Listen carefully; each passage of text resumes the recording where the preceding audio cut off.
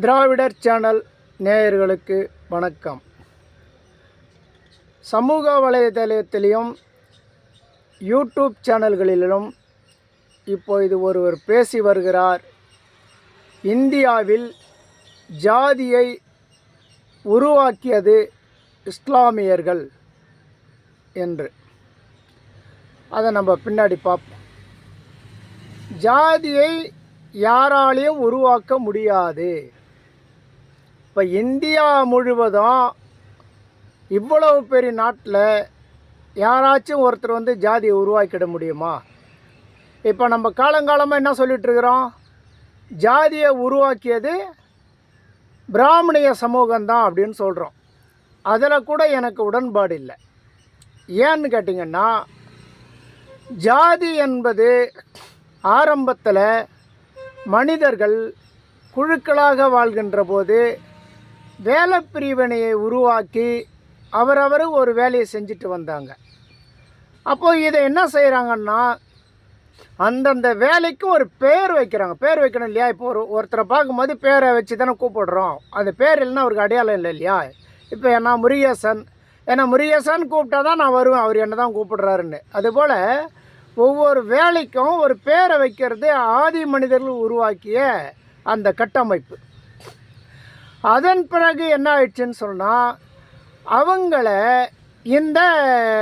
இப்போ நம்ம அந்த பிராமணர்களை பயன்படுத்தலாம்.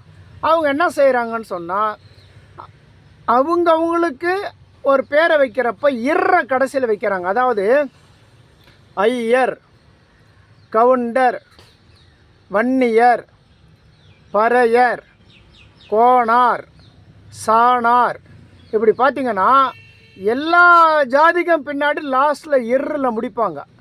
அப்படின்னு சொன்னால் இதில் யாருமே பெரியவங்க சின்னவங்க கிடையாது, ஏற்றத்தாழ்வே கிடையாது, எல்லாரும் சரி சமந்தான் என்பது தான் இந்த கடைசியில் குறிப்பிடும். இதை கவனிச்சிங்கன்னா தெரியும், எந்த ஜாதிக்குமே இல்லாமல் வராது. ஆகையினால தான் அன்றைய மனிதர்கள் இதை ஏற்றுக்கொண்டார்கள். செய்கிற வேலை அவங்கவுங்க அந்தந்த வேலையை செய்வாங்க. ஆனால் யாரும் நீ பெரிய ஆள் நான் சின்ன ஆளுன்றதுலாம் அதில் கிடையவே கிடையாது. காலப்போக்கில் தான் இதை இன்றைக்கி ஒரு ஃபேக்ட்ரியில் கூட எடுத்துனோம்னா நீண்டுகிட்டே போகும். ஆளுக்கு ஒரு வேலை செய்வாங்க. அப்போ சூப்பர்வைசராக இருக்கிற ஒரு பெரிய ஆள், கடைநிலையில் இருக்கக்கூடிய தொழிலாளி சின்ன தாழ்ந்தவன் அப்படின்னு சொல்கிற பாகுபாடு உருவாக்குது இல்லையா?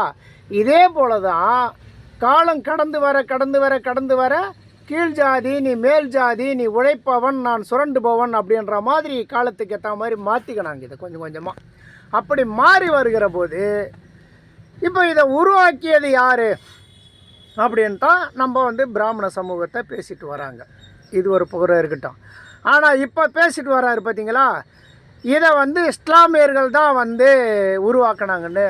இது மிகப்பெரிய தவறானது, வன்மையாக கண்டிக்க வேண்டியது. அதாவது மைனர் இருக்கார் இல்லையா, யூடியூப் புருடரில், அவர் பாணியில் சொல்கிற மாதிரி இருந்தால் வரலாறு தெரியாத தற்குறி முண்டங்கள் இது போன்று, இவர் மட்டும் இல்லை, இவங்கெல்லாம் எப்படின்னு கேட்டிங்கன்னா, இவர் இந்த சவுக்கு சங்கரு இன்னும் பலரை சொல்லிகிட்டே போகலாம். இந்த அயோக்கியத்தனமாக இருக்கிற அந்த சாமியார் வேஷத்தில் இருக்கிறானுங்க பேர் கொஞ்சம் பேர், இந்த ஜக்கி, இந்த நித்யானந்தா, இவங்கெல்லாம் என்ன பண்ணுவாங்கன்னா, வயிற்று பிழப்புக்காக வரலாறை திருத்தி பேசுறது, இஸ்லாமியர்களை வம்புக்கு இழுப்பது, கிறிஸ்தவர்களை வம்புக்கு இழுப்பது, பௌத்தர்களை வம்புக்கு இழுப்பது. அதாவது பௌத்த மதமானாலும் இஸ்லாமிய மதமானாலும் கிறிஸ்தவ மதமானாலும் சரி, ஒடுக்கப்பட்ட மக்களுக்கு பெரிய அளவில் இவர்கள் பாதுகாப்பாளனாக இருக்கின்ற காரணத்தினால் இந்த சுரண்டு தின்கின்ற இந்த பச்சோந்திகள், இவங்களுக்கு எந்த மதமும் கிடையாது, ஜாதியும் கிடையாது, இவங்க எந்த கோட்பாட்டிலையும் வரமாட்டான். காசு கொடுக்குறவங்க பக்கம் பேசிட்டு போகிறது. இதில் என்ன பார்க்க போனால், நம்ம வீட்டில் ஒரு நாயை வளர்க்குறோன்னு வச்சுக்கங்களேன், முதலாளி நல்லவனை கட்டவனான்னு அது பார்க்காது. அதுக்கு வயிற்றுக்கு சாப்பாடு கொடுத்துட்டோம்னா அது முதலாளி யாரை கை காட்டுறோன்னா அவனை அது கொலைக்கும், தேவைப்பட்டால் கடிக்கும். அது போன்ற நபர்கள் தான் இவங்கெல்லாம். வரலாறை படிக்கிறதில்ல, வரலாறு தெரிஞ்சால் கூட அது நமக்கு தேவை வயிற்று பழப்பு நடக்கணும்ல, அதுக்காக இது போல் பல தவறான தகவல்லாம் மக்கள் மத்தியில் பரப்பிட்டு வர்றது. ஏன்னா மக்கள் மத்தியில் அதிவேகமாக ரீச் ஆகும் இது மாதிரி பேசணும்னா. அதனால் உழைக்கின்ற வர்க்கங்கள், நேர்மையானவர்கள் இது போன்ற தவறுகளை ஒருபோதும் செய்வதில்லை. இந்த போன்ற நபர்களுக்கு நம்ம பேசித்தான், ஆனால் மக்களுக்கு இதை புரிய வைக்கணும் இல்லையா? ஆகையினால தான் அந்த பதிவை நம்ம பேசுகிறோம். இப்போ இஸ்லாத்தை எடுத்துக்கணும்னு சொன்னால், நபிகள் நாயகம் அவர்கள் உங்களுக்கு அடுத்து யாருன்னு கேட்குறப்போ அவர் யாரை தேர்வு செஞ்சுருக்காரு? கருப்பின மக்களில் ஒடுக்கப்பட்ட இளைஞனை அழைத்து, எனக்கு அடுத்து நீ தான் இவன் இதை வழி நடத்தணும் அப்படின்னு உருவாக்கியிருக்கார் அப்படின்னு வரலாறில் பதிவு இருக்குது. அதை அடுத்து பார்த்தீங்கன்னா, இயேசு என்ன செய்கிறாரு? மீனவர்களையும் சுமை தூக்குபவனையும் விவசாயியும் 11 சீடர்களில் பார்த்தீங்கன்னா உழைப்பவனை தான் அவர் சேர்த்துருக்கார். புத்தர் என்ன செஞ்சுருக்காரு? புத்தர் வந்து ஒரு சிற்றரசன். அவருக்கு போதி மரத ஞானம் கிடைச்ச உடனே அவர் சங்கமாக அமைக்கின்ற போது அவர் குடும்பத்தில், அவர் வீட்டில், அவருடைய அரண்மனையில் வேலை செய்கிற ஒரு வேலையாட்களுடைய பையனை அழைச்சி தான் அவனுக்கு மொட்டை அடித்து, அவங்க சித்தப்பா, பெரியப்பா, தாத்தா, பாட்டி இந்த 11 குழுக்களுக்கு இவன் தான் தலைவன்னு புத்தர் நியமித்ததா தகவல் இருக்குது. அந்த அந்த வீட்டு வேலையில் செய்யக்கூடிய குழந்தை தான் எதிர்காலத்தில் உலகம் முழுவதும் பௌத்த மதத்தை கொண்டு போனதாக வரலாற்றில் பதிவு இருக்குது. இப்படி அம்பேத்கர் எடுத்துக்கங்க.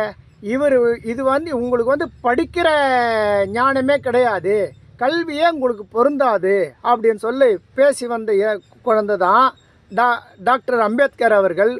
இந்த உலகத்தில் அவருக்கு நிகராக யார் படிச்சிருக்காங்கன்னு இன்றைக்கி வரைக்கும் ஆய்வு நடந்துகிட்டே இருக்குது. அவர் பட்டம் வாங்கினது இல்லை, அவர் படித்த புஸ்தகம் இருக்குது இல்லையா?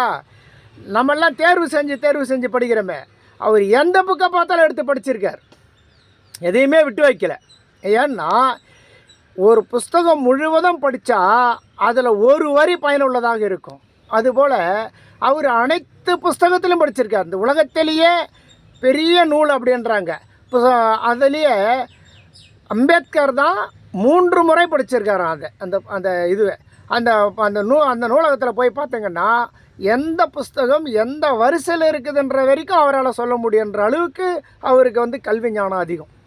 இதுபோல் ஒடுக்கப்பட்ட மக்களை மேலே வரவிடாமல் தடுக்கிறது ஒரு கூட்டம்.